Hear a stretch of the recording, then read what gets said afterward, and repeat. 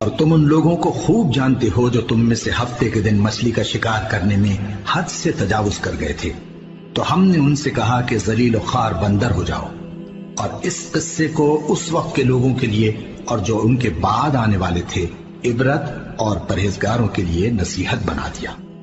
اور جب موسیٰ نے اپنی قوم کے لوگوں سے کہا کہ اللہ تم کو حکم دیتا ہے کہ ایک بیل ذبح کرو، وہ بولے کیا تم ہم سے ہنسی کرتے ہو؟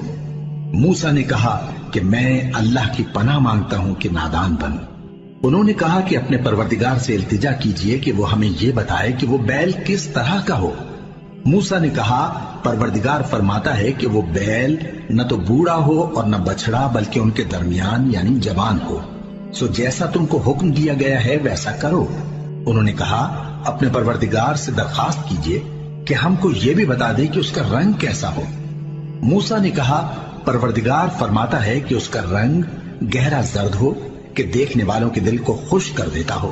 انہوں نے کہا اب کے پروردگار سے پھر درخواست کیجئے کہ ہم کو بتا دے کہ وہ اور کس کس طرح کا ہو، کیونکہ بہت سے بیل ہمیں ایک دوسرے کے مشابہ معلوم ہوتے ہیں، اور اللہ نے چاہا تو ہمیں ٹھیک بات معلوم ہو جائے گی۔